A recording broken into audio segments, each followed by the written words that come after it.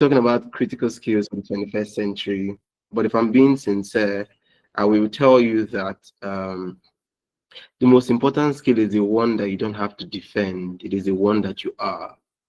And that is the name that you carry. And so I know we're very indigenous in this part of the world. And so we have names like tribal names that have God attached to it. But kind of just makes it easier for you to deliver on those skills. Don't you think so? Right. So I want to get to know everyone on this call. Of course, I can see your names, but some of you have tribal names. I want to know what it means. And when you share that on the chat box, please be a reminder that is your very first critical skill for the 21st century. Can we do that? Does that make sense? All right, so I will go first. I'm not going to type, I'm going to tell you. Gare is a short form for Ogene Gare. I am from Delta State, Nigeria. So I'm Nigerian. All right. And Ogene Gare means God is strong. So Gare in itself means strength. So before you go over any of my resumes or bios, the first thing I can tell you is that I am a very strong person. I'm not the type that will tell you I work under pressure, and so you don't give me pressure at the end of the day. But I will tell you that I am strong enough for whatever task you want to throw at me. Right. So I want to hear from every other person on the chat box why I, begin to share my slides. Right. Also, some of you have English names already, so I definitely cannot ask you to explain what that means. I should be able to tell what the names mean, but I will tell you what the E in my name stands for, and that's what we use to set the tone for today's conversation. All right, so let me just share my screen and we will set the ball rolling. Also, a round of applause for the people who are bold enough to share their cameras at this point. I see Joseph, I see Oluwayemisi, I see Tijani, Aliyah. There may be others, but I'm looking at my screen right now. So it's people that I could easily, okay, I see Ridwan just turned on his camera. Fantastic. If you're not jealous, a round of applause for them, right? If it was easy, you would have turned on your cameras. I think I see Feolua turned on the cameras as well. Fantastic. Okay, so let me see the balls on the chat box. So it's the energy we have on the chat box that we set the tone. If you guys are slow, I'll be as slow as possible in my speech, right? But if you guys are engaging, then we'll make this a very fun conversation. Okay, so I see, oh, amazing names, amazing names. So I see Aliyah. I do hope I pronounced it correctly. It means the exalted. Ooh, that's nice. So wherever you find yourself, you want them to know that they are working with someone that is exalted, meaning your ideas are next level. Right? That's your skill. Wherever you go, you're going there with next level ideas. You're going there with transformational ideas. You're going there with ideas that people have never seen before. So Aliyah, if you can hear me, bear that in mind. All right. So we see Abigail. Her tribal name is Chidera, meaning what God has written has been written. That's next level. It means you're a very dangerous solution provider, right? What that means, it doesn't matter what's going on in the atmosphere. As far as you step in, right? What has been said concerning that industry is what will take place. So I want you to leave this call with the consciousness that you're a very dangerous solution provider. So I see Feolua from Ogun State. Thank you for telling me where you're from. You see, I told you guys where I was from. You guys know where you're from. So a round of applause for Feolua. So she says, it's a Yoruba naming the love of God. So you're one of those people that will come into a place and you light up the room, right? And so you want everybody in your space to know that's kind of skill comes with empathy. I will talk about that in this session. It comes with communication and so many other skills that are all encompassed in one. So that's you. I feel like if Loa should be pinned on this chat because she kind of has one of the most profound names. No shades every other person's names. All right. Okay, so we see Oluwayemisi, God has honored me. Come on. It means that wherever you find yourself, your most important skill, whoever wants to walk in a discipline where honor is paramount, they need you in their space. And to carry yourself shoulders high, you want to walk with like 2 or 3 bouncers wherever you are going to, because honor, if God honors you, I don't think there's any industry that would not honor you. All right, so I see, oh, so this person is from Delta State. Is short for ever. That's the name of one of my cousins, actually. Short Sanisokone, meaning joy. Come on, come on. Put your hands together for everyone so far, and everyone I'm still gonna read their names. Amazing names. I feel a surge of joy right now. So that means this session is going to be super amazing.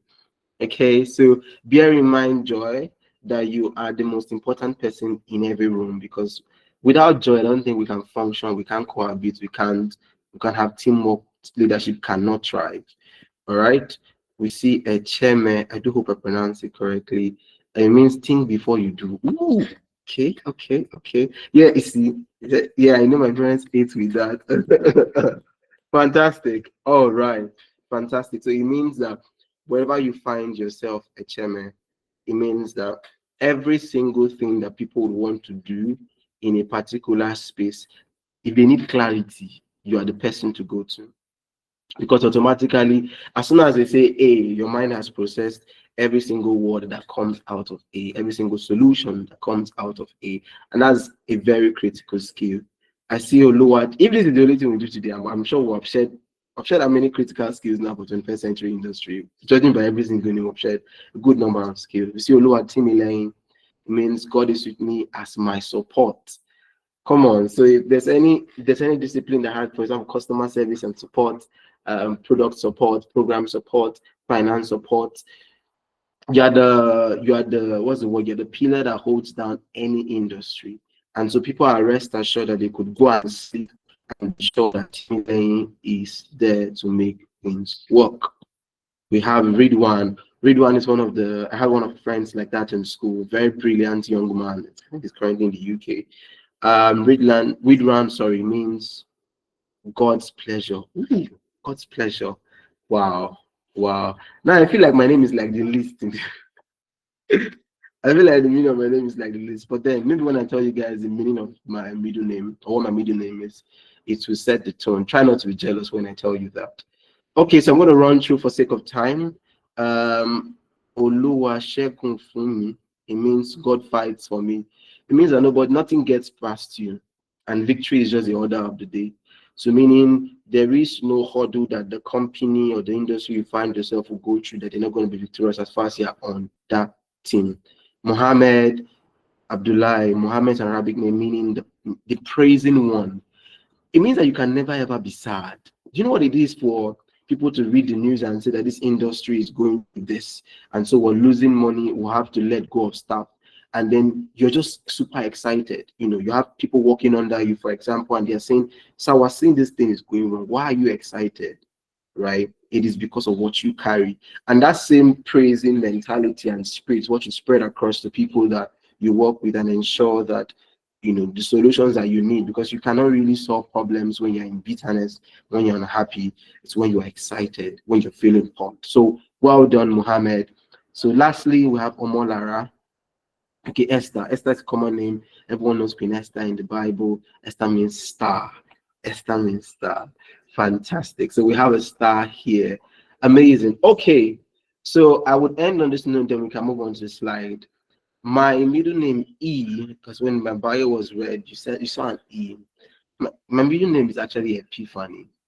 You know how people say, "Oh, have an epiphany moment, have a light bulb moment," where you're looking at the person. So that's my critical skill.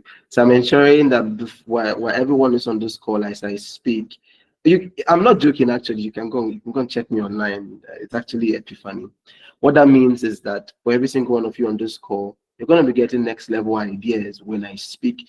You're going to be having clarity on ideas when I speak. You're going to be having light bulb moments when I speak. So I'd rather you have like a pen and paper by your side to ensure that you do not miss this moment. Is that okay? Can I get a thumbs up?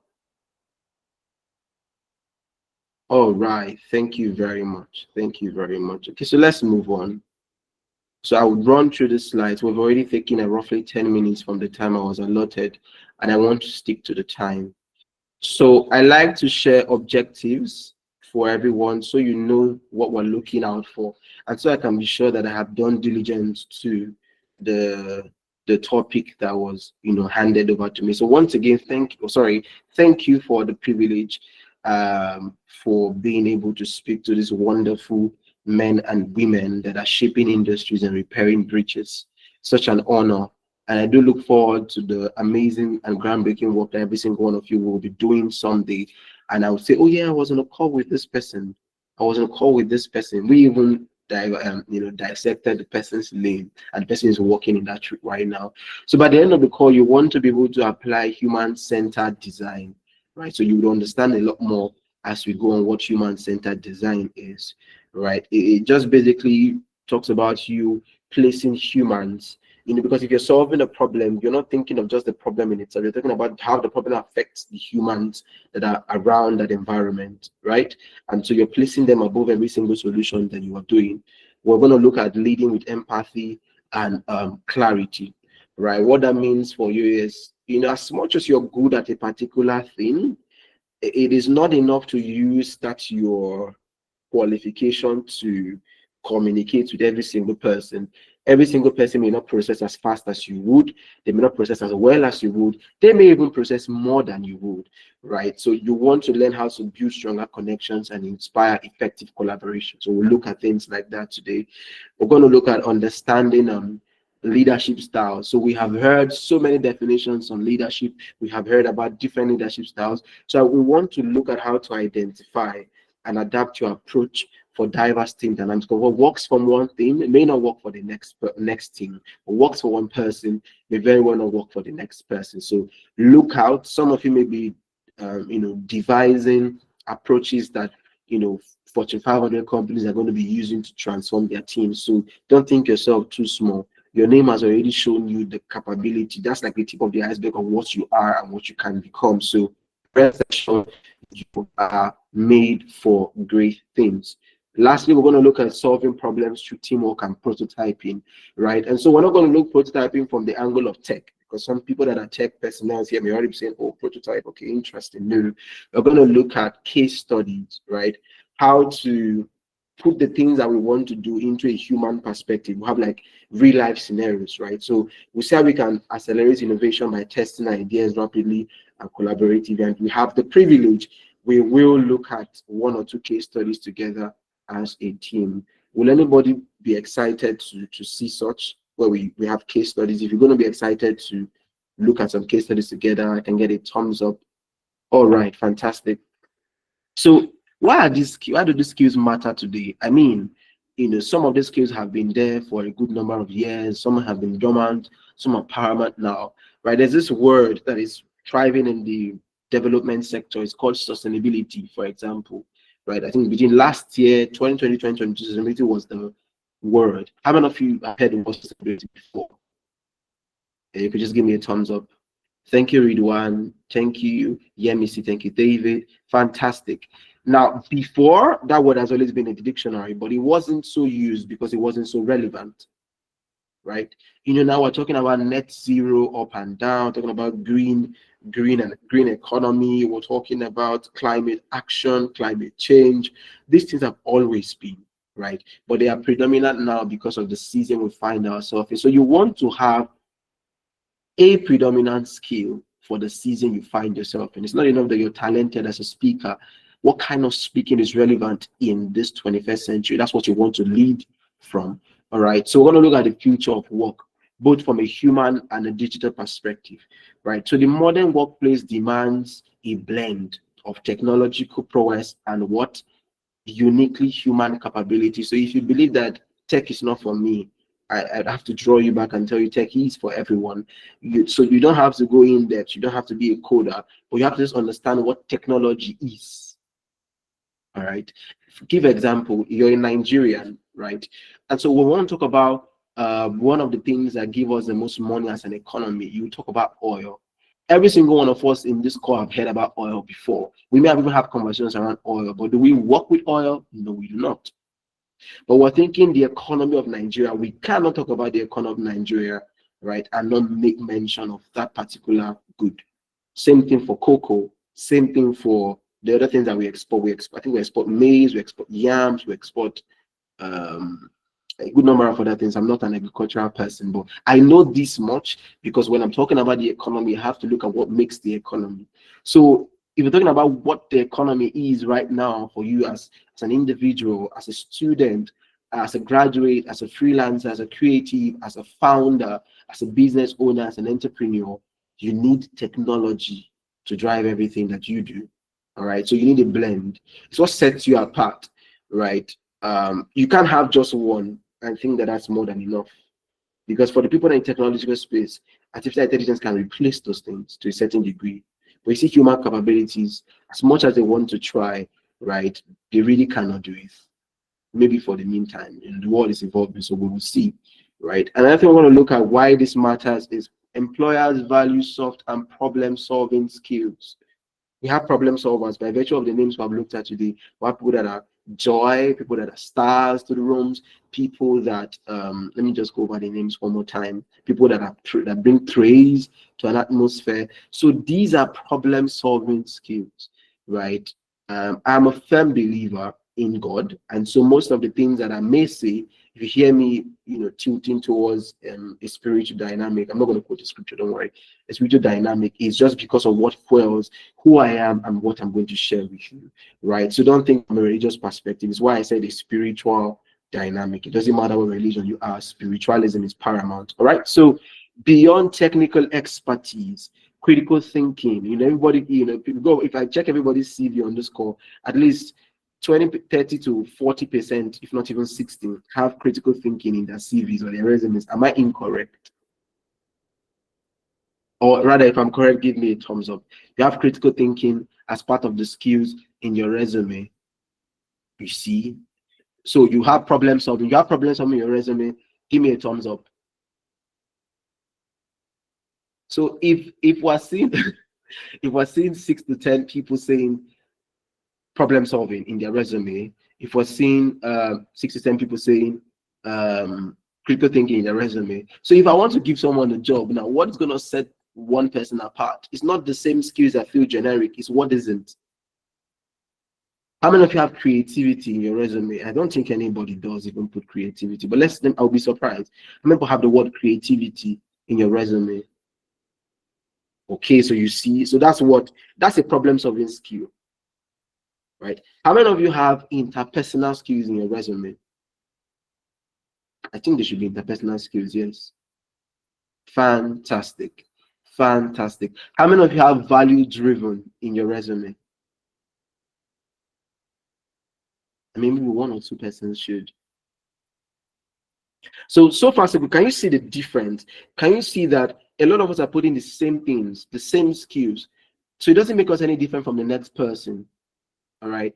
It is these 21st century skills that people do not talk about, or people genuinely run away from, that will set you apart. All right. So when they were reading my bio, I saw something about prolific writer and editor. You see social developer. Let me just say what the social developer is. If you're working in the non-profit sector, you're a social developer. It's that simple. But it's a coin. So now let me ask this question at first. How many of you are a social developer in your resume at this moment? Okay, 1 person. All right. Now, judging by what I've said about working in the non-profit industry, how many of you should have social developer in your resume? You give me a thumbs up. You see Jumoke, you see Abigail, you see. So you see that it's all about what perspective. So we're going to be sharing on some things that they are skills that you have, you just don't know how to coin it. And that's what makes you stand out. All right. Let me give you, so just give me a minute. I think it's getting hot. So I want to turn on the AC. Just give me 1 minute.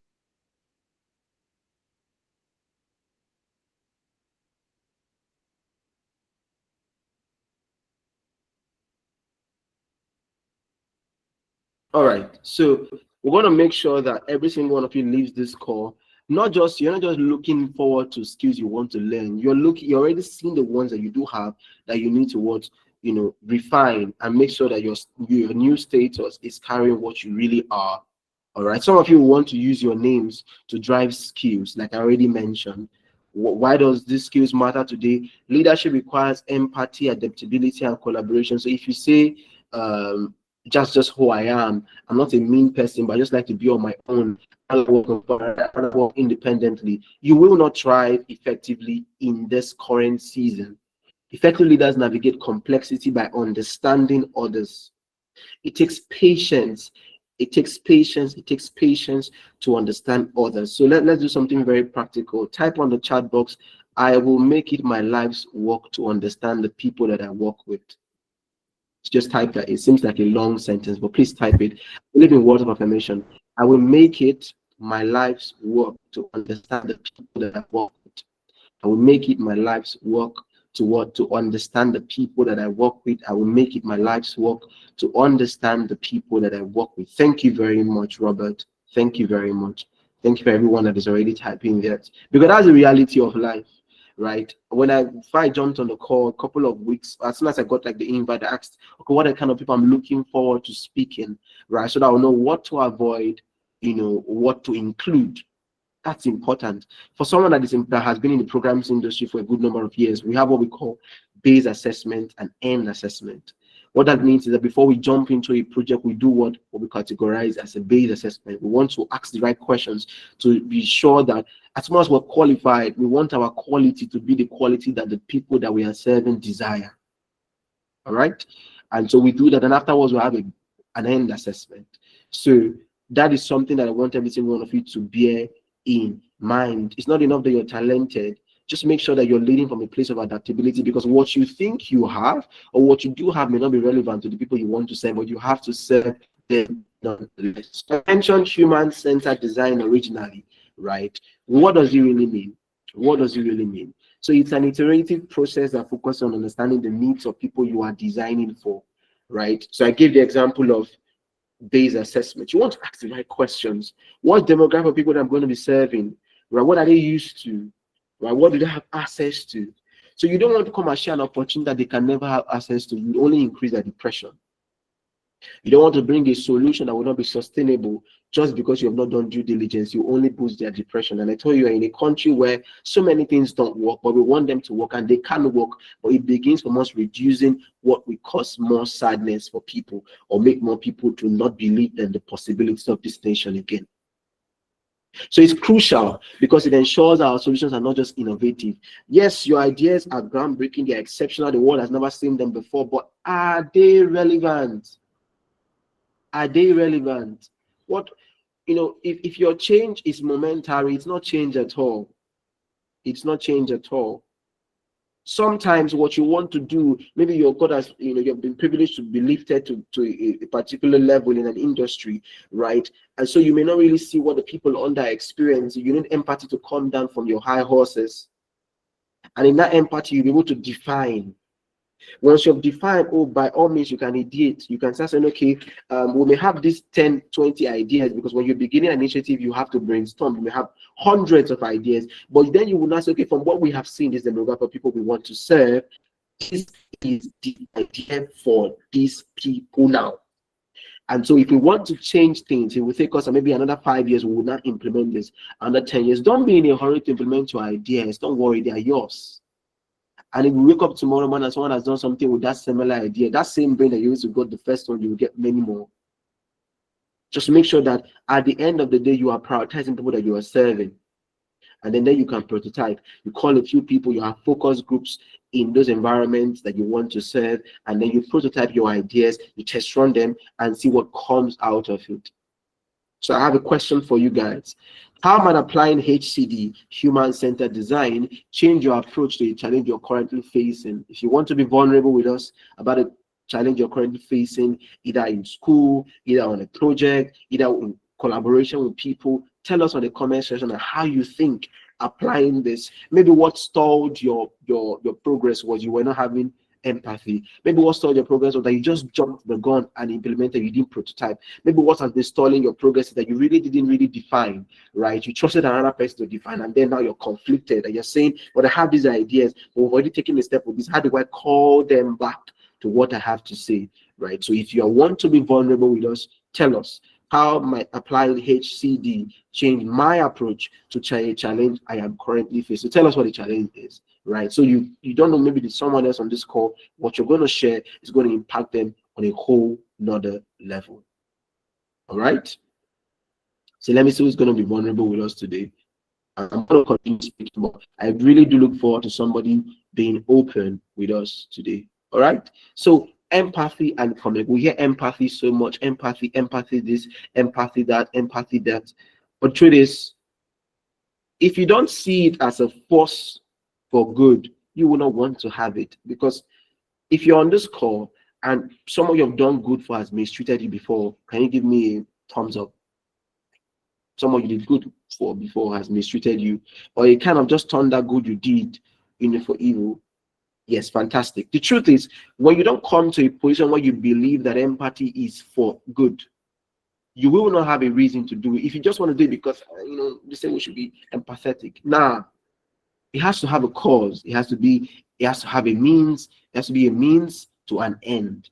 I'm not saying don't be empathetic, but if you've already found yourself in a place where, because there's some of us that were so strong-willed, these kind of emotions are not things that we grew up with, but we have to imbibe them because we have to serve people and we have to serve them right. Communication. How many? Okay, Robert, I see your hands up. Do you have a question, or you were wanted to give it a thumbs up that you had an experience? Oh, yes, I know you said we should type on the like in the chat box if we had an Okay. experience. Okay. Um, but I don't know if it's okay if I just spoke directly to Okay, sure. If you can do that in topics. 1 minute, fantastic. Okay, so my own isn't very fantastic or very grandiose. It's just like I mentioned at the beginning of this session when the moderator asked a question. I had a Yeah. chaotic week, and my cousin also had a child this week as Okay. well. So I was planning to pay them a visit today. But then if you stay in Lagos, you know that the distance from the island to the mainland can be a very long travel distance and travel time. Yeah. Like I was very, I am very tired. Not I was very tired. I am still very tired. So the thing when you mentioned empathy, it really struck me because as we're on the call, I was trying to do like mental gymnastics as to how I was going to go and jump bus to go and pay them a visit, buy fruits and all of that. So I Yeah. like at the time when you mentioned empathy, I was like, let me take care of myself first, and Mm, before I will be able to, pay them a visit, hopefully mm, tomorrow or some other time when I have been able to rest and get myself together. mm. Amazing. So you've done something for me that I was going to share much later. As much as we say human-centered design, right? You as a person, you're a human as well, right? Never forget that for any reason. You are a human as well. So sometimes the priority for a human-centered design may be you, right? You have to consider yourself as well. Never be so, because it's so easy to get consumed when you're a very empathetic person, or when you're in the impact industry. You want to give yourself away. You want to let go. But sometimes you have to still consider that if you let go of everything, you may not have anything tomorrow to start from. All right. And so it now beckons on you to be more self-conscious. So thank you very much, Robert, for being vulnerable. All right. So let's give a round of applause for Robert.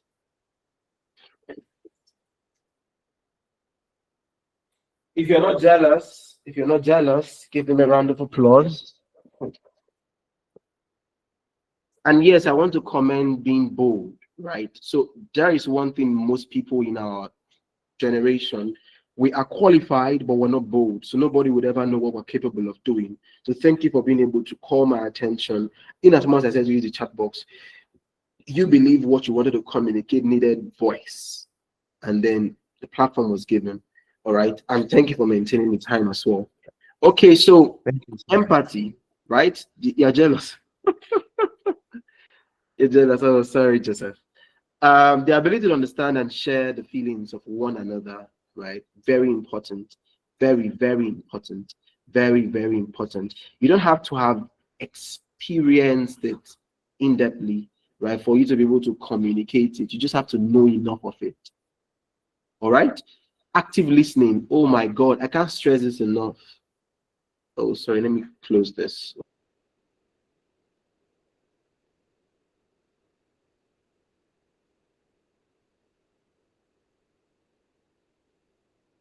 Active listening and active listening.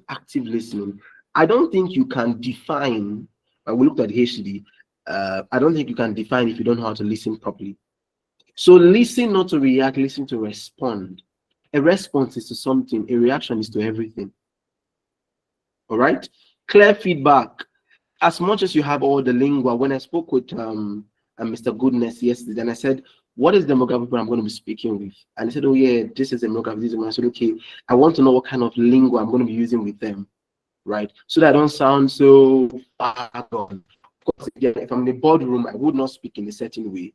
So I wanted to hear from him so that I'm able to have the right feedback for every single one of you on this call today. So please, a round of applause for Mr. Goodness, by the way. Right. I want to thank him for this opportunity. Thank him for the privilege to meet these amazing people. All right. Trust building. Trust building. I think let me use me and Mr. Goodness's story to exercise trust building. All right. One day he was at work and he was conversing with one of his colleagues, and he didn't know the colleague has been paying attention to all the things they have been doing in the office every now and then. He just said, oh, speak to this person. Right. And he communicated with me on social media. And as soon as he mentioned the person that he spoke to, I said, oh no, right. What that person did not tell you is that we live together, but practically like brothers. All right. And so if he tells you to come and meet me, anything that you want, right, as far as I can offer it, by all means. All right. And so he did not need to spend so much time communicating with me. The name that he used to communicate, that directly reach out to me, was more than enough to build the trust. Some of you on this call, your names will be opening doors for the next president to come and be in position in this country.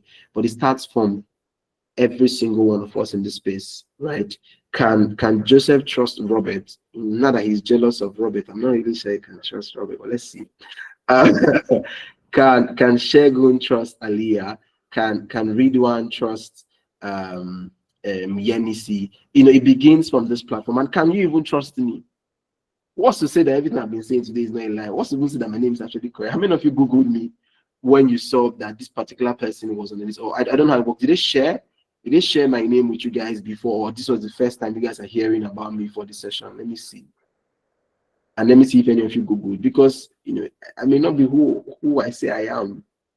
Right? So anyways, let's just move on. So we have a few minutes to go. All right. So I'll just rush things up. Okay. So leadership styles and growth adapt to thrive. Right. Effective leaders understand that one size doesn't fit all. How many of you heard that phrase very well? One size fits all. One size fits all. One size fits all. It's a lie. When I left the non-profit sector last year, coming into the for-profit sector, I brought the same knowledge of programs into business, and it did not work. It didn't work.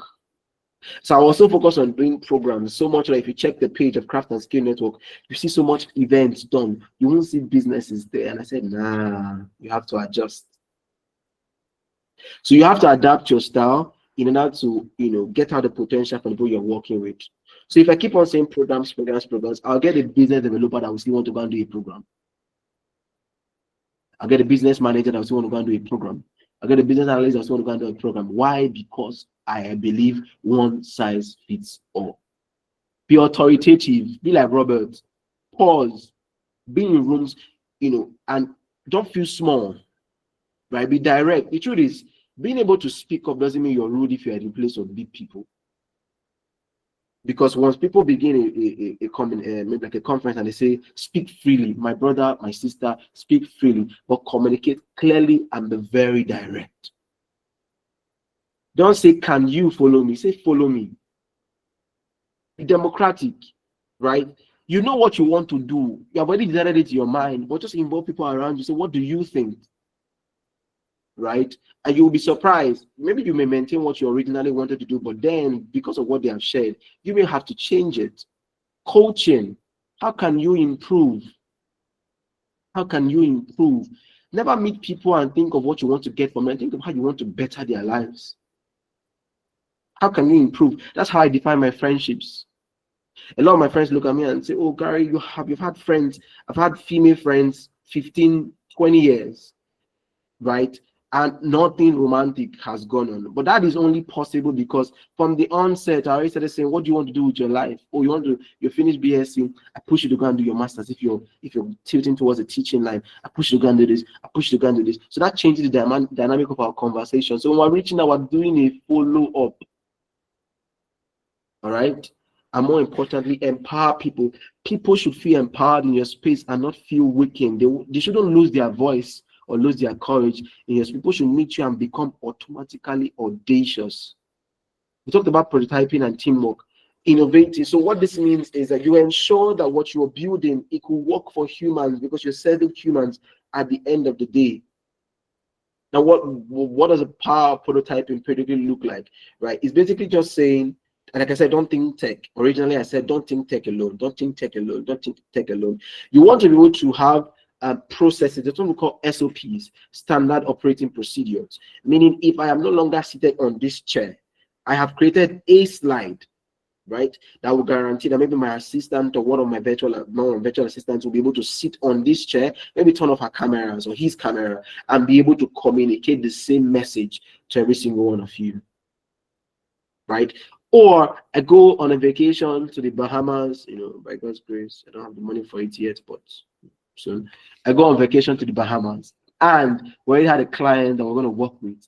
And so we needed to be able to do that same work. The SOP already just ensures that the next person on the team can be able to pick up from where I stopped and move effectively. So as you are here, don't wait till you become a CEO or a founder to have structure. Have structure for your life, because what you have and who you are is what you bring into the initiatives that you birth. So ensure that you have the right values, ensure you have the right structures, ensure you have the right automated systems. And by all means, when you get these things, just start running with it. Test your ideas very fast. Some of you ask so many questions, and what do you think? You ask like a billion people. Certainly not. Certainly not. So there's something that I guess I will not go quote the scripture, but I will just say what it means. It says, in the multitude of counsel, make war. Counsel, not everybody gives counsel, but everybody gives advice. There's a difference. Counsel is purposeful, is specific to a particular thing. Advice is general. And I think you should. Counsel is direct. Do this. And then you choose whether you want to work with it or not. Learn fast. Learn fast. Learn fast. Learn fast. Right? What you do with product is that it accelerates learning. People can easily see where the loopholes are because they have tested the product, they have tested the service, tested the process. Teamwork multiplies results. Never think that you're good enough alone. There's a popular saying that if you want to go far, you want to go fast, go alone. If you want to go fast, go with others. I believe that's what it means, right? So prioritize teamwork in every single thing that you are doing. You are enough to start, but you're not enough to scale.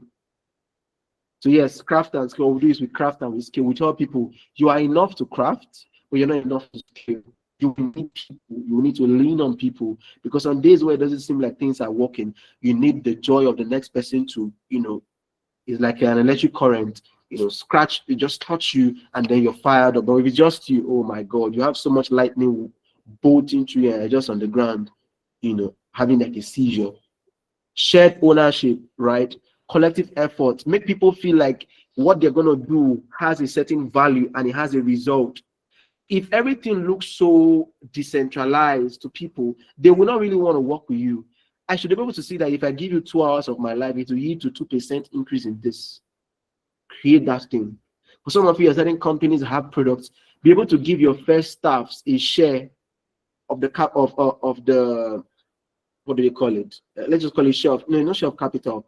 Help me, those of you that are into tech. When you have a product, you want to get investors, right? They have a particular percentage that they get when they invest in the company.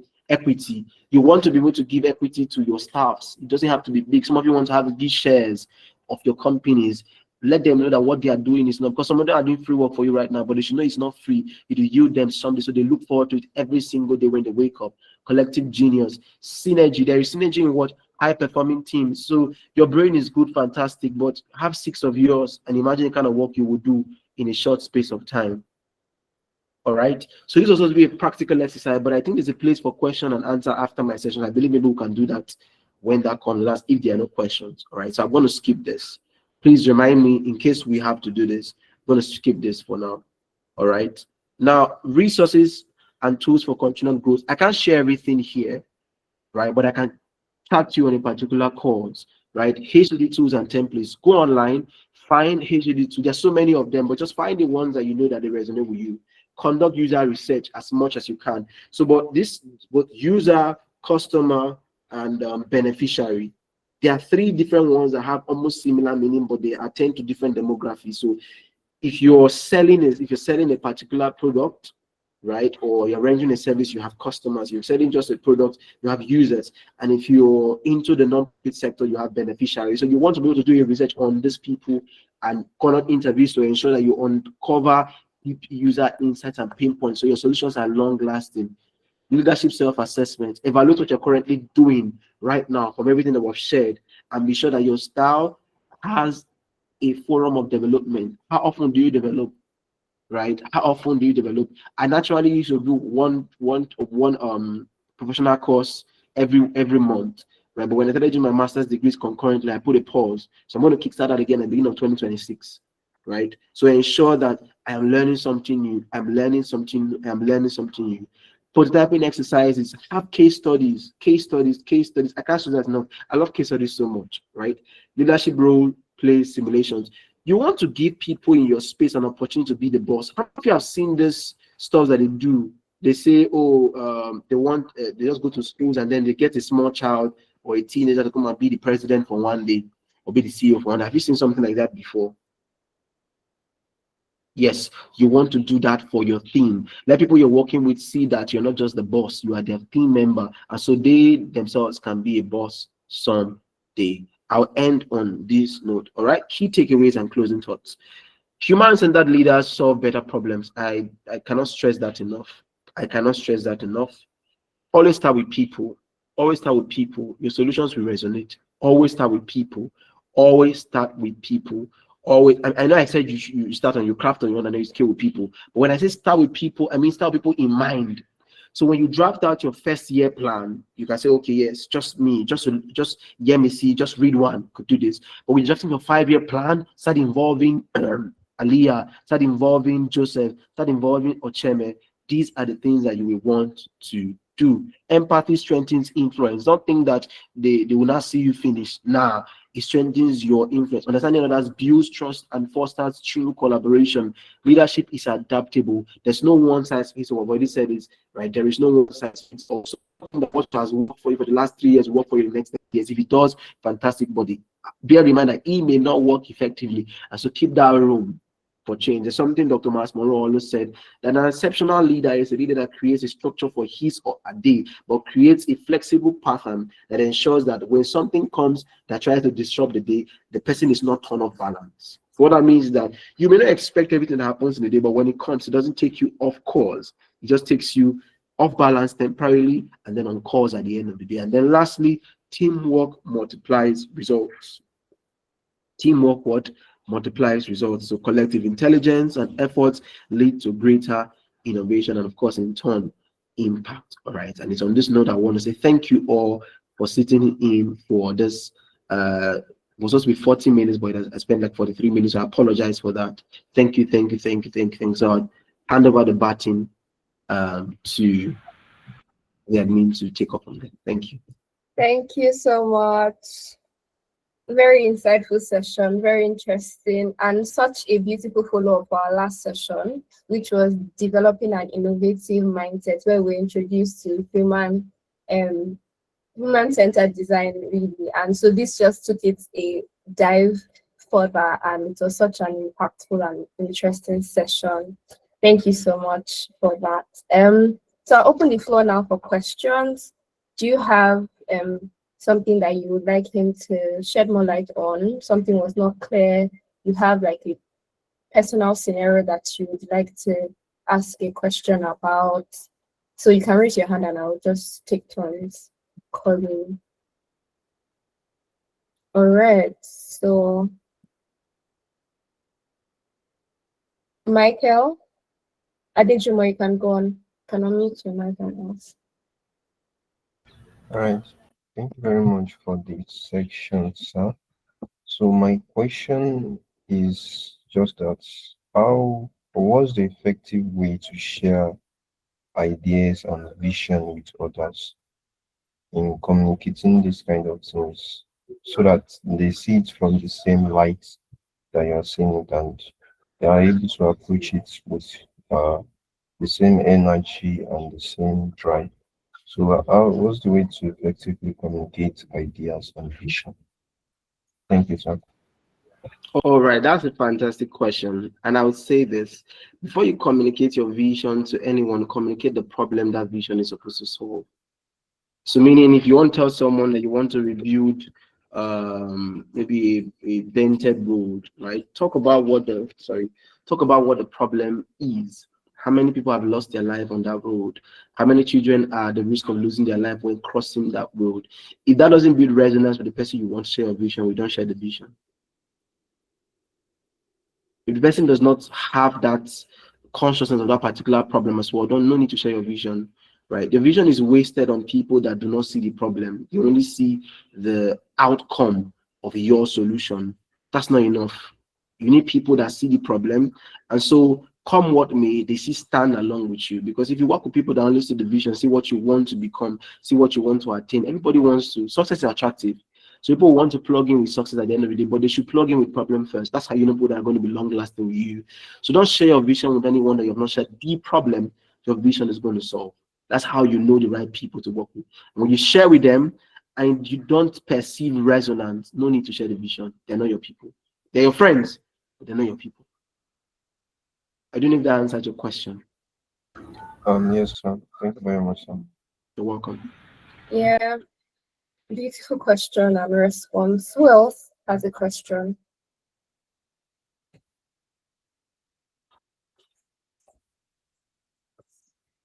I don't see any hands.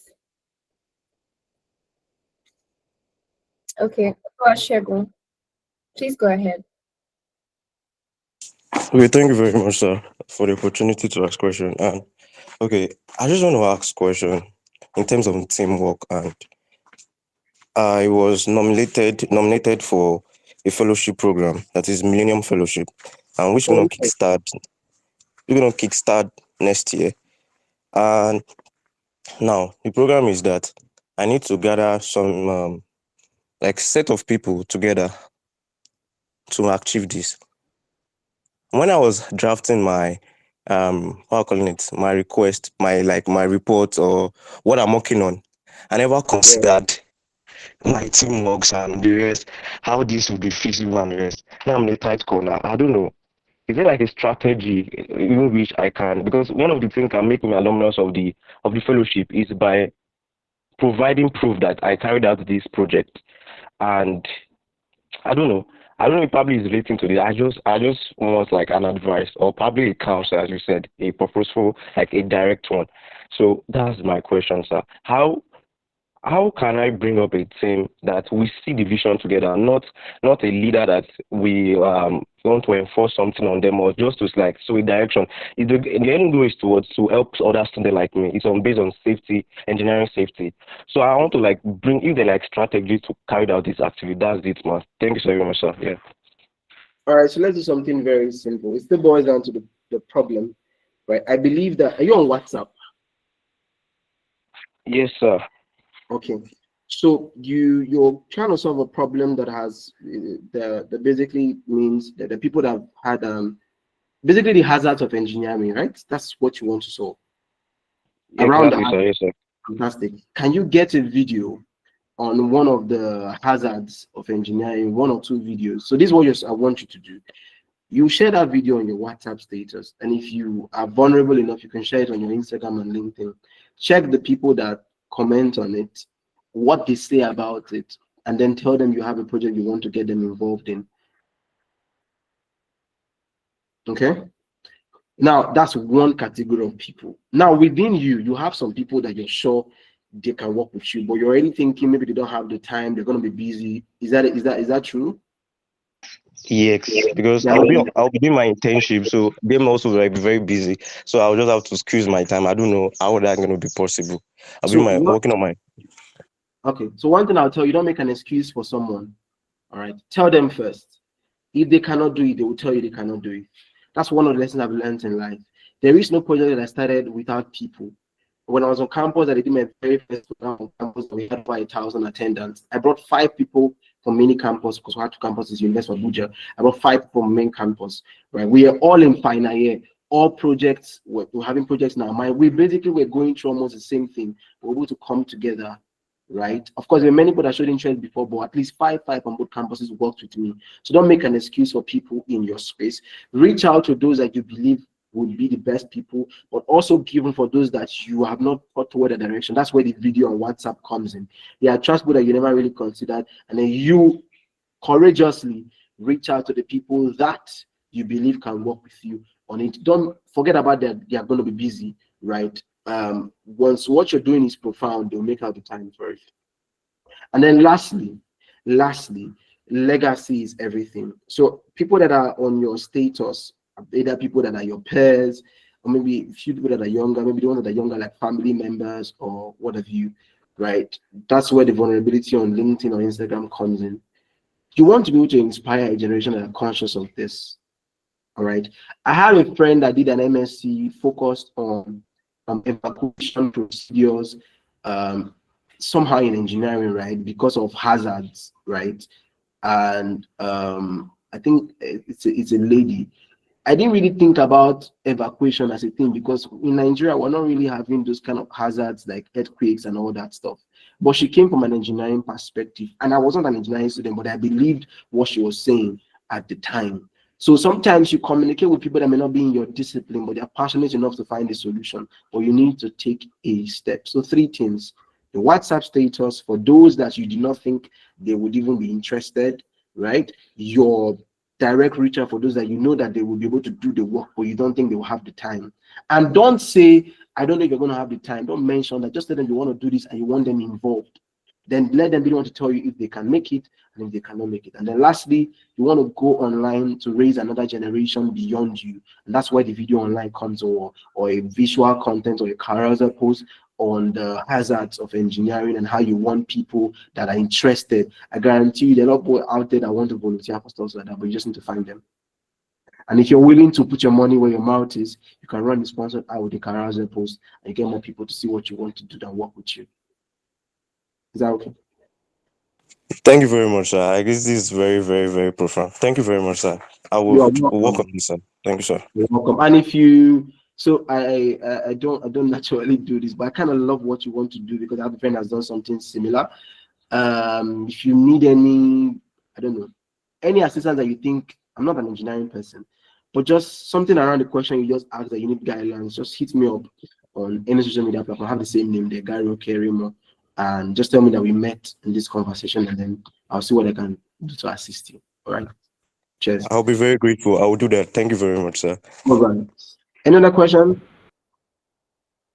Yeah, I don't see any more hands, so you can just go ahead with the exercise. Thank you very much. All right. So I'll be as fast as possible with this exercise. All right. Let me see which one I'm going to do. Okay. Okay. Okay. So do we do this? Do we do this? Do we do this? Do we do this? Do we do this? I don't know that we can do breakout rooms. So that would have been effective. So I'll group you guys. Wait, let's see. Can I do breakout rooms? Is that possible? I don't think that is. No, I don't think that is. Okay. All right. So let's just do it this way. No. Oh, so I want everyone that's involved as can be. All right. Now, this is a scenario, right? I want you to design a solution to improve not community recycling efforts in your neighborhood. No, I want you to do a solution that improves, that reduces the number of out of school kids in your neighborhood. All right. Now, empathy helps you to understand user needs, right? You know, ideation to bring some solutions and prototyping to visualize your idea. That's what you want to apply. Now, how do you want to understand the needs of these people that are out of school, right? What kind of idea do you think you're going to use to keep them in school? Let's say you're able to get them back in school.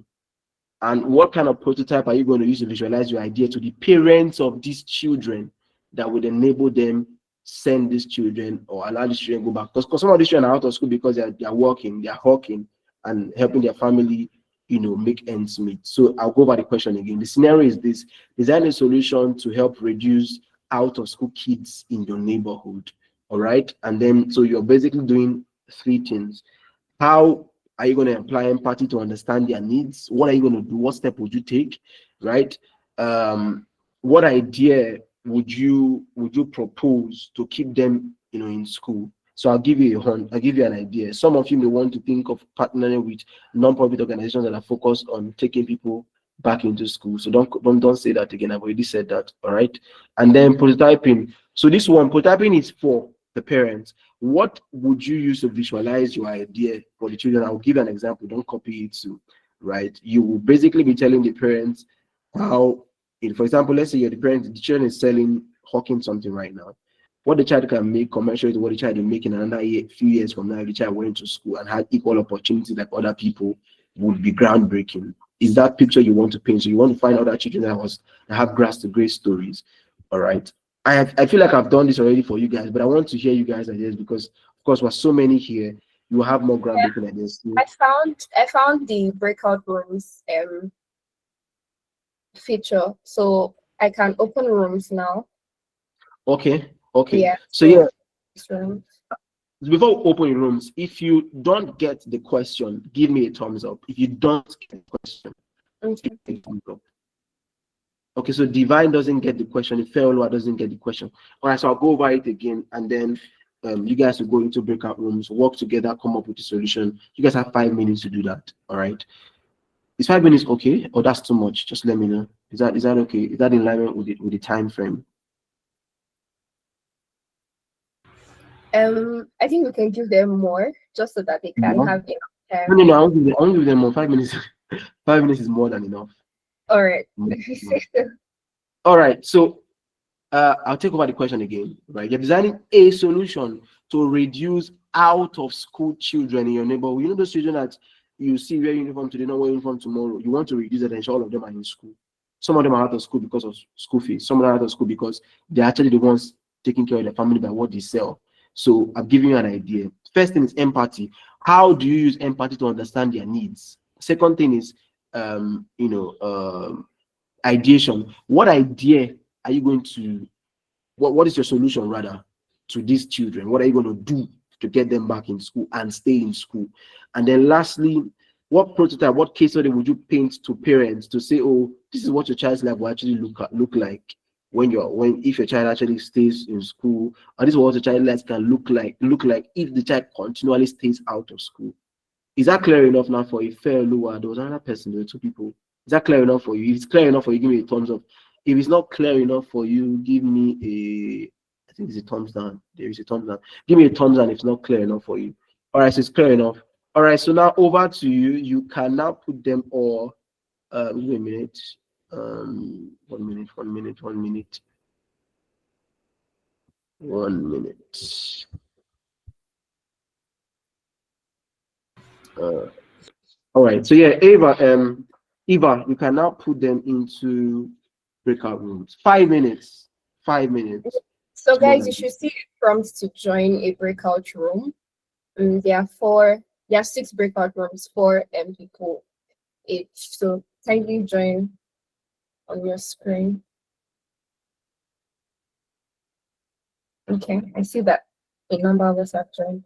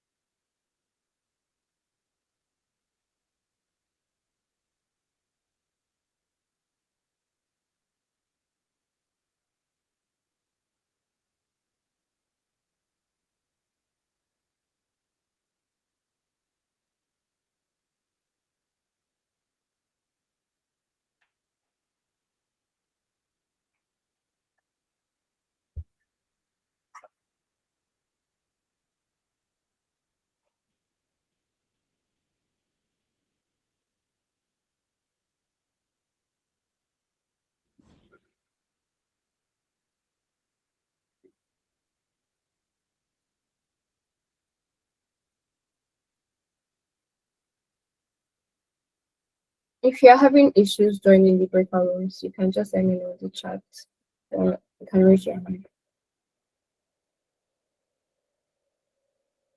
Okay, Noah. Um, can you unmute so that we can just talk about it? Hi. Hi. All right. So, do you see anything about breakout rooms on your screen? No. We keep no. Okay. Yes. Okay, great. So, okay, I think she joined already. Ninko, I see you're still here. Do you have an issue? Shay, Abdullah, Favor, and you guys are one of the customers that are cooking while attending the session, so you don't even know what's happening.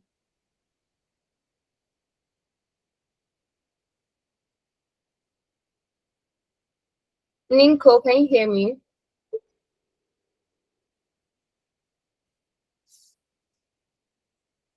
Francis, can you hear me? Iluashe, can you hear me? Abdullah, can you hear me? Can we join your breakout room?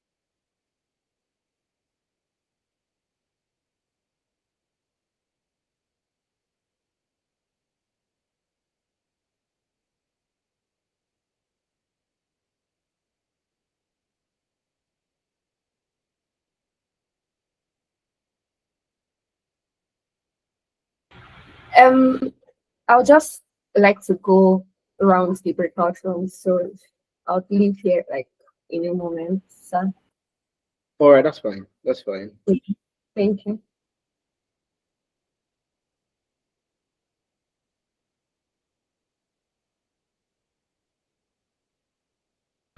Francis and Abdullah, in case you come back to your phone and you don't understand what is happening, we are breaking out and we have rooms that you can join. So just look around somewhere on your screen. If you see join breakout room and join, if you can meet up with the conversation, that would be great.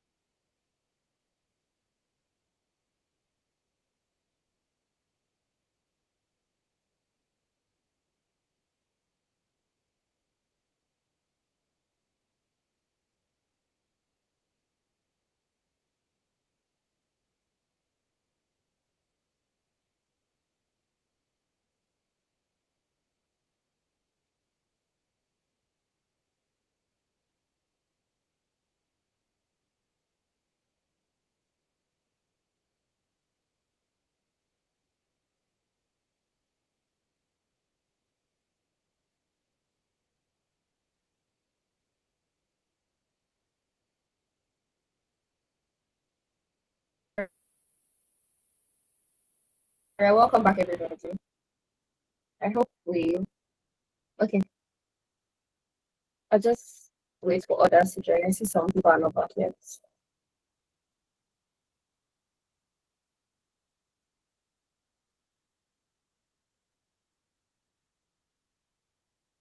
Okay, you can go ahead now, sir.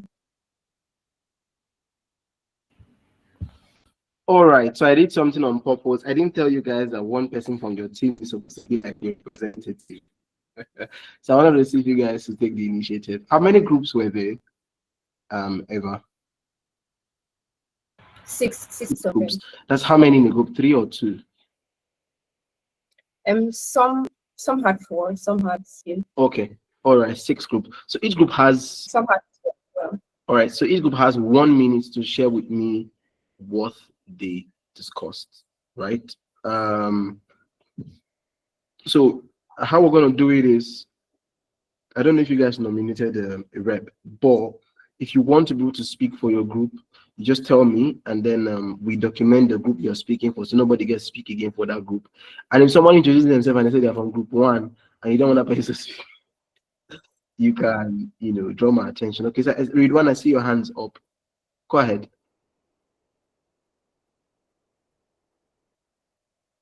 You can speak. All right. Thank you, sir. Actually, in group 5, Okay. and concluded on I presenting our idea. Okay. So, in that, we propose we reach out to the parents of the child to know what exactly the main reason why the main reason why he or she is out of school, and Okay. we assume poverty as one of the reasons why he might be out of school.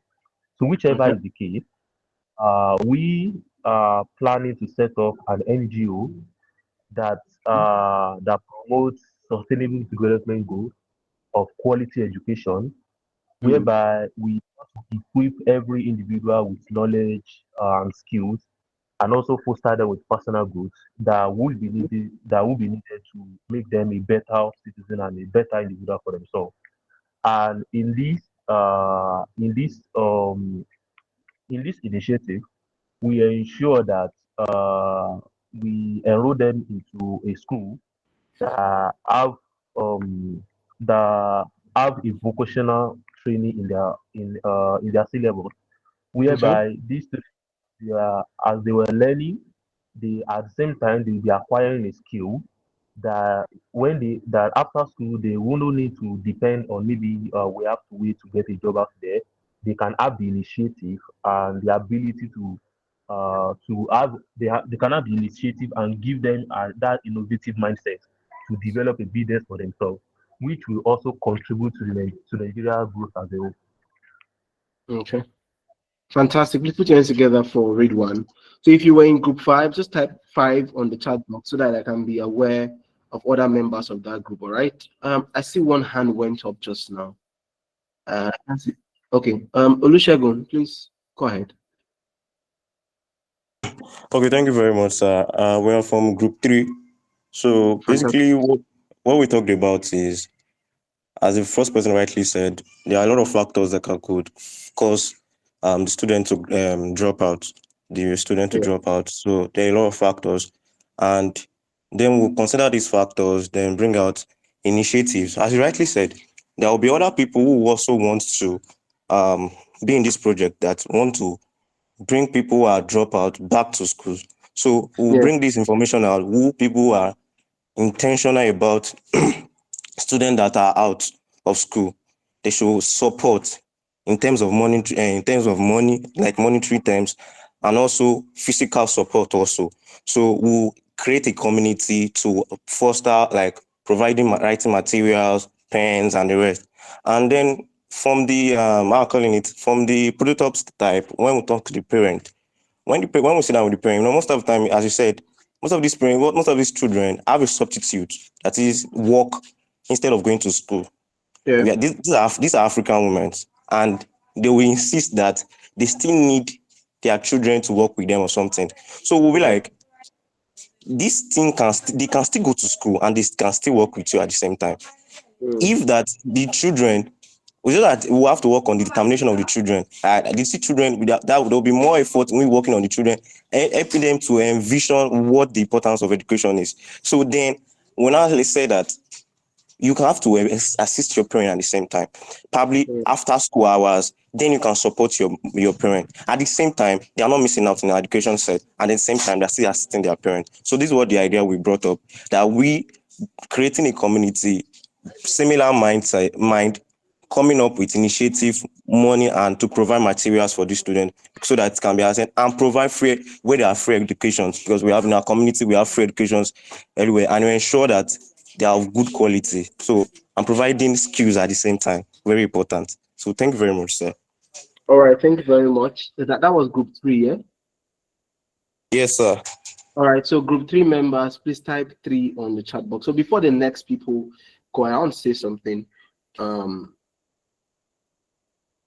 Education is free, supposedly, in Nigeria, but not really every environment implements that, right? But that's something to lead with. And so because education is free in some parts of Nigeria, or most parts of Nigeria, and people are still out of school, it means it's the money factor. I mean, we need more hands to be able to feed the more mouths that we do have. All right. So there's one of my friends that has an initiative.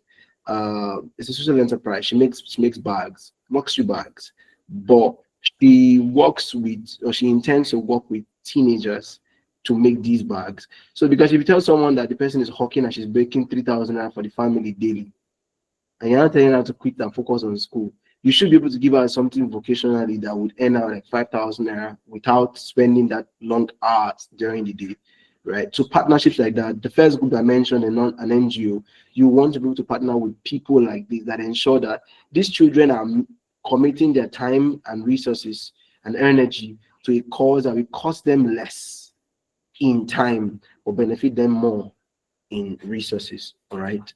I see 2 hands up. I see, okay, Olusha, we want to go ahead again. Do you have something to add? And I see Mohammed. No, sir. No, sir. Okay, so Mohammed, please go ahead. And after Mohammed, we'll have Chukwa Gozim. So good day, sir. I'm from group 4. Okay, fantastic.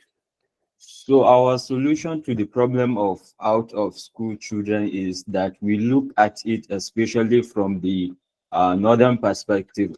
Northern Nigeria has one of the world's highest out of school children. And why is that?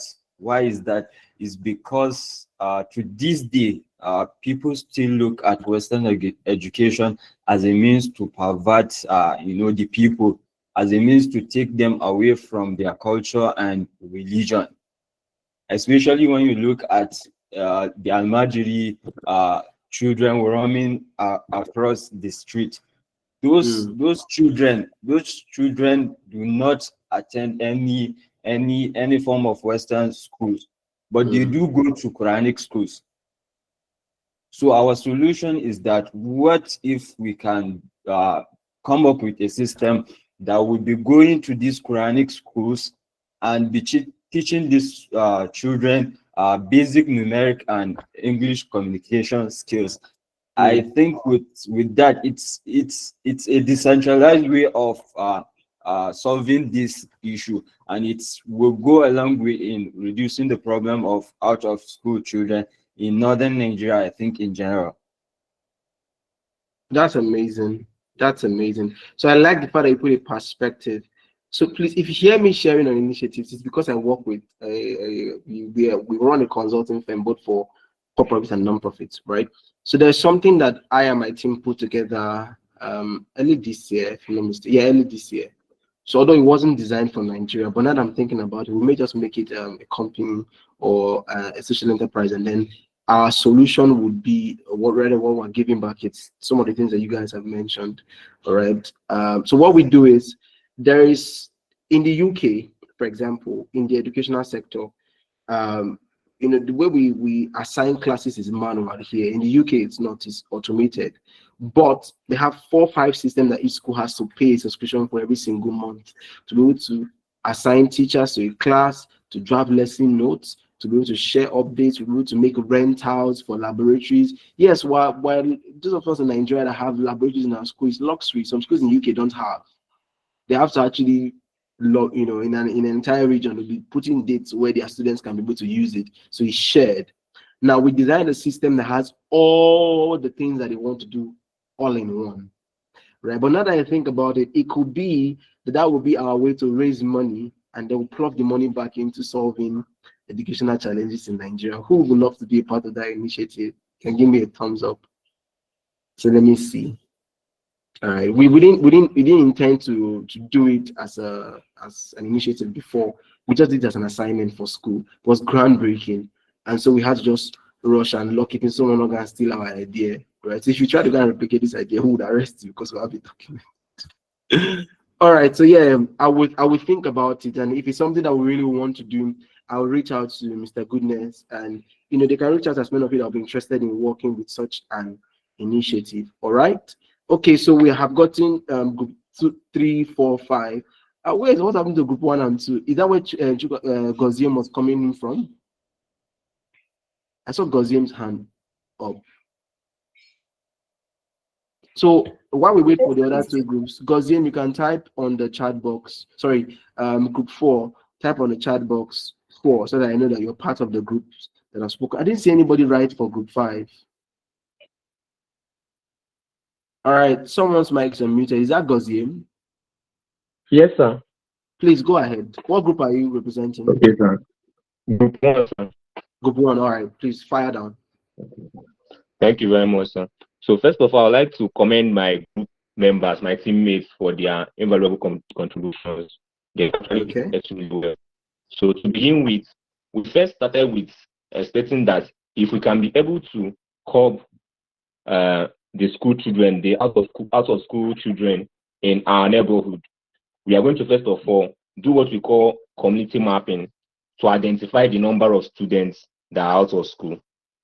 Now, after the community mapping, we can now begin neighborhood education support through trust fund, because it is our perspective that most of the initiatives that actually becomes attains perfection in our society have been always driven by a sort of influence, maybe economic gain, financial gain, and all this. So just telling parents or students or children to come to school without having any external influence to make them see the need, why they can actually be there at least now, and at least assimilate a little bit of the information, and with time we can now be able to groom them into becoming what we want them to be, which is consistency. We have to apply neighborhood education support through trust fund, and one of those trust funds is school fees subsidization, because obviously we also have our own needs and we might not be able to fund full scholarships without sponsors. So before we can see sponsors, we can be able to subsidize their school fees, and then something like transportation stipend can also go a long way in attracting more students to actually be part of the trust fund. Then sensitization for the parents. Most parents who have their children out of school, as you rightly said, they do not understand the need for education. Although poverty plays a very important or vital role in derailing students from going to school. However, most of the students do not understand, most of the parents do not understand the need for education. Most of people who live in maybe the southeast where business is dominant, most people see their male child as maybe after basic education, you should just be in the market, no need to advance your studies and all that. So I think that sensitization of parents will actually go a long way. Then the next is school within community program. Most of the students, most of the out of school students or children we have witnessed personally, most of their reasons is that their school is sort of far. They have to travel a long distance to be able to attend school, especially in rural areas. So introducing school within community will actually drastically reduce the number of out of school children. Then community advocacy to instill behavioral change. Now, this community advocacy is a sort of advocacy or program or sensitization whereby you come to community, maybe marketplace, where people are gathered and speak to them about the need to bring their wards to school, speak to children, create programs that can be able to, maybe all these Christmas parties where you can be able to sensitize children on the need to be in school, give them a little gifts, and then tell them that you're expecting them January to be resuming in school and all that. I think it will also go a long way. Then volunteers, because we can not be able to provide the funding, the adequate funding for the program. We might be able to seek out volunteers through maybe NYSC corpus and all, so that they can be able to help in adding to the workforce, maybe teaching and all the rest of that. Then skills building and acquisition.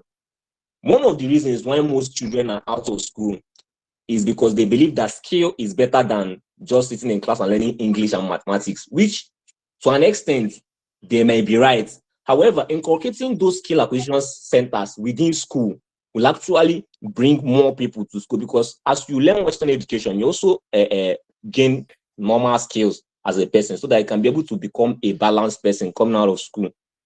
Then another thing is legal mechanism. When you talked about the constitutional provision for schools to be free education, I have to add this because although Chapter 2 of the Constitution made it possible for schools to be free, however, the non-stable nature of that Chapter 2 through the Section 6 of the Constitution have already derailed all those promises of the Constitution. So my own advocacy or my own position will be that we should come through the position of the Child Rights Act, Universal Basic Education Act, to be able to push for government to be able to sit up and actually perform the obligations as government by providing the necessary requirements for education, at least up to secondary school level. Then monitoring and reintegration. Most of the NGOs that have actually started this program of trying to reduce out of school children have ended up in failure, because they fail to monitor the progress of the student that they are be able to bring out of the streets and reintegrate them in case they also leave the educational system. One is starting, another one is accomplishing. So I think that with this, you can be able to start and actually accomplish something. Then partnership with religious institutions. I think most NGOs, from my own perspective, are also gain driven. However, if you can go from the aspect of religious bodies, just like, and a typical example is Peter Obi during his governorship stints in Anambra State, he integrated education, he integrated religion into education, forcing or rather using governmental powers to coerce religious institutions to adopt schools. And then these religious institutions can now drastically reduce the cost of running these schools for the government, while the government just incentivize those institutions, those religious institutions, and it will go a very long way in reducing out of school children. Then another partnership can be with local government education authorities and others. So I think that is all. Thank you very much, sir. All right, a round of applause for him and his Wow. book. Okay, Well so done. our time is, I don't know, fast spent, so we'll have just one more group to go. But I would say this. Someone asked a question originally about how do you know the right people to share visions with, and I said profoundly that you communicate the problem to them, and how they respond to the problem will determine if you share the vision or not. Now, going by what I said, judging by all the responses you have heard so far, if I had a vision for the educational sector, would I be wise to communicate it to everyone on this call? You can unmute your mic and say yes if you say yes. You can unmute and say no if you say no. You can type on the chat box. You can give a thumbs up for a yes or a thumbs down for a no. All right, so this is why I said what I said, right? Okay, Michael gives a thumbs down. All right. The reason why I said what I said was this, right? Every single one of you have shared different things, and it begs to wonder if you guys are already in the educational sector. Why I'm so paramount about it is I was privileged to be among, I think, about 40 representatives of different nonprofits in the whole of Nigeria that had a meeting in Abuja, 2023 and 2024, for an initiative called Better Nigeria, right? It was UK funded, actually. It was designed to reduce out of school people. So I basically asked you guys a question to see that beyond people that are high playing, that focus on numbers as non-profits, the common man thinks about the same issues and they are willing to provide solutions just the same. All right. So well done to every single one of you. So the last group will take the last group, and I'll just have a short note to share with you guys, and then I would run away because I have other activities to do today. All right. So the last group, which is group, this was group one I just spoke. Yeah, it was group one. Yeah. Yes, it was. All So right. So group if two. you're in group one, you can just write one on the chat box, and then group two, who is representative? Is it Yemisi that is representative? You can speak if you're the one, Yemisi. I see your hand is up. Yes. Good afternoon. Can you hear me? Yeah, we can. Okay. So we're just two in my group, and our network was fluctuating, but we shall deliberated on something. So we're looking Okay. at the problem from the area of from the northern area, where Okay. my partner said that she's from the northern side, and that the main reason for the out of school Your problem partner is Zainab. that many of the no Ahmad. Okay, That's yes, Zainab. she's the one. Okay, Yeah, yes, Zainab. yes. No, So she she has said been that cheering you on. Giving you thumbs up. That's why I'm asking if it's Zainab. So I like the okay, teamwork. Go ahead. Go ahead. okay. Okay, so we're looking at it from the perspective of the that their parents are negligent about the importance of education. So the solution we came up with is that we're going to um hold the town hall meeting, Okay.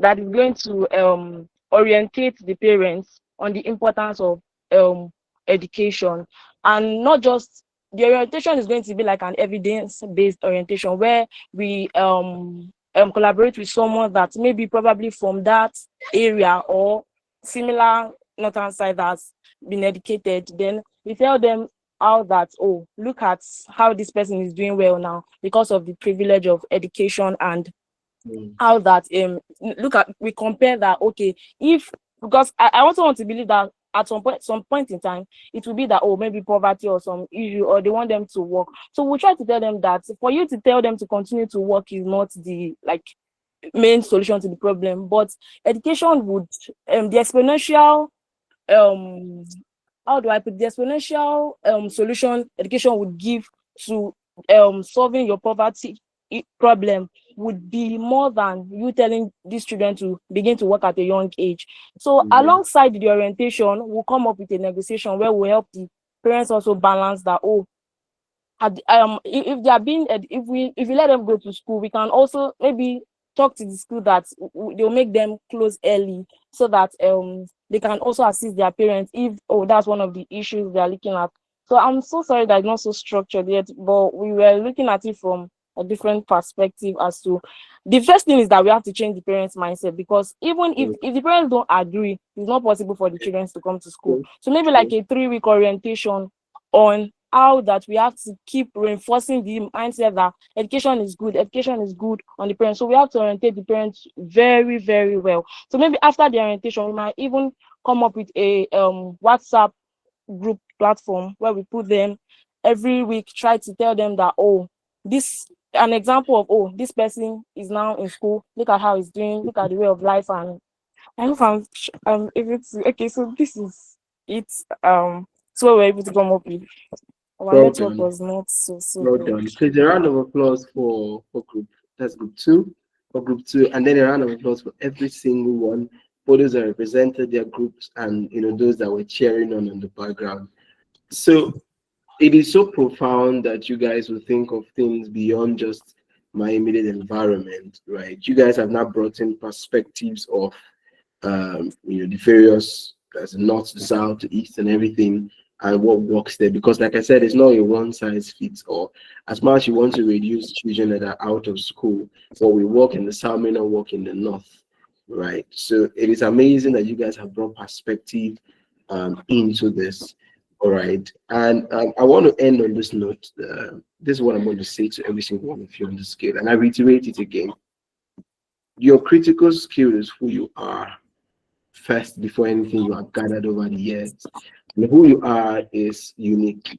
There's no duplicate. The skills that you build up, another person can have the same skill. But then it is your consciousness of who you are that beckons on you to be audacious. You can be audacious and empty and be allowed into the room. How many of you have people around you that they shout, they talk so much, they're not even so brilliant, but you see them just maybe climbing the ranks in politics in school, or they just have people around them. And you're rest assured this person doesn't really have so much to offer, but they're always talking, they're always speaking. That's the power of audacity, that's the power of courage. So I encourage every single one of you on this call. I don't know what you are doing at this point in time or what you intend to do, right? If you don't mix it with courage or audacity, the world will not hear your voice. All right, the world will not hear your voice. So I'm gonna hand over now to programs person here. But I want to say thank you all.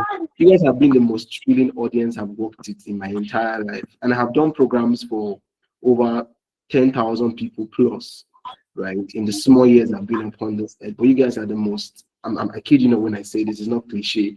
You guys have been the most engaging of audiences, and I look forward to if another opportunity like this presents itself, and if you guys are going to be the same demographic of people there. But be that as it may, thank you, thank you, thank you, thank you, and yes, this is why I draw the curtain. Thank you very much. Thank you, Sarah. We're super grateful for your time, for the insight and experience shared. It's Plenty been such more.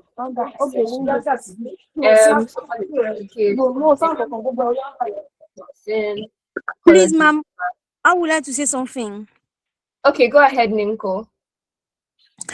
It is for our sir who came to present his PowerPoint today, and I wanted to say that it is the first time really that I hear that who I am will really have an impact on my career. Because usually me, I'm someone, I'm very curious, I'm very expressive. I like to shout when when I'm happy, I show it. So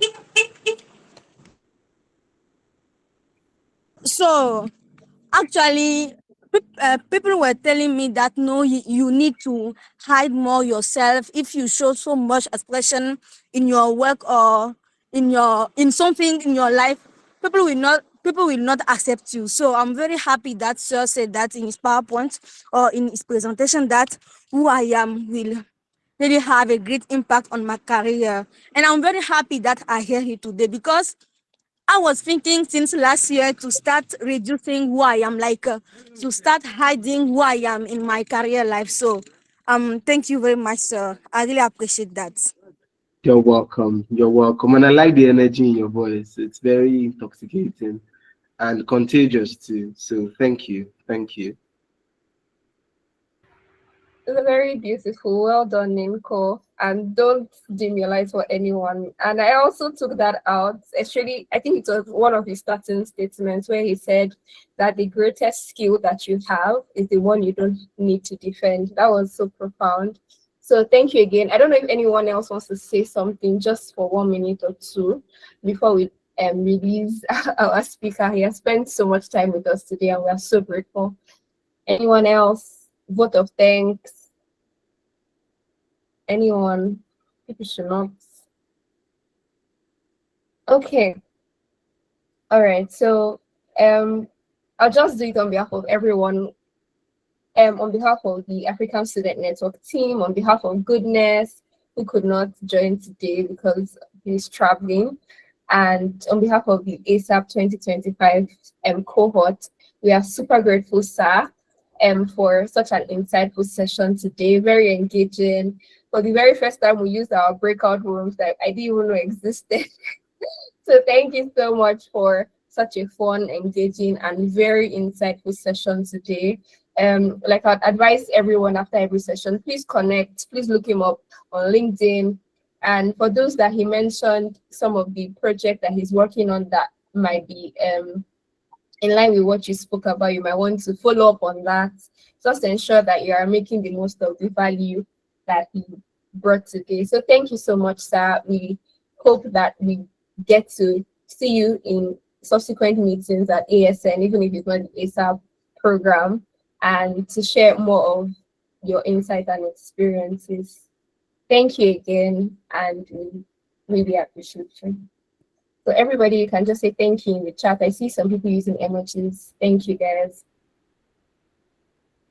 All right, so Um, okay, hello everyone. I hope we're doing well. Can you hear me? Okay. I don't know if the thumbs up is if you can hear me or Yeah, I can hear or you. Hear Yes, you. goodness, I can hear okay. you.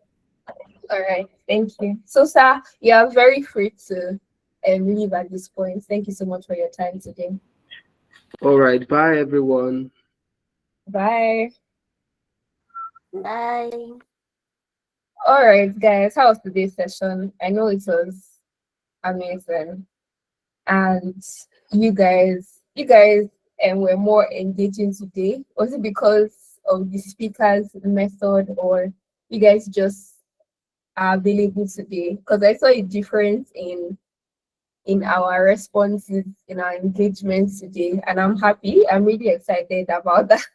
David, why are you laughing? Ninko, you want to Yes, say ma'am. something? You I can can go say that ahead. I really enjoy and I really love the today's session because I think this session me personally I love it because it touched something that is really important for me and it really touched a sensitive part of my life. So I can just say that I really love it and I hope something like this will come again. Yeah, I really loved it too. Thank you, Ninko, for sharing. So we hope that more and more we enjoy all of these sessions and we engage all that we do here. I know that I've been threatening all of you that I'm going to remove you if you don't attend the session. I'm going to. It's not from a place of. It's not because I am a bad person, but because I see the value that we bring every week. And I'm like, you people are taking this thing for granted. That's why every time I say, you should join us and remove it. Like, I feel like threats work better on Africans. So that's why I keep threatening you every day on the group. So, so please, let's minimize the threats and let's join. We're 26 on the call, and out of 26 of us, I think three where either the speaker, myself, and somebody from the court team, that's Temitope. So you guys were just 23 that joined out of 45 people. That's not even good enough. It's not even up to, like, it's not fair that we get to choose people that we think that, oh, these people, the applications were promising and they look like people that are enthusiastic, and then we call for sessions and nobody's on the call. So, does anybody want to share what the problem is? We learned about human-centered design today, so I want to use it on you guys. Is there something we are doing wrong? Is there something you want us to improve on? Is there something that is not making people join our sessions, do your assignments? Talk to me. I'll open the floor for anybody that wants to say something. Let me turn off the recording. For those that watch the recording, you're going to miss out on this conversation. Well, bye. Thank you for watching the recording. So I'm going to turn off the recording now.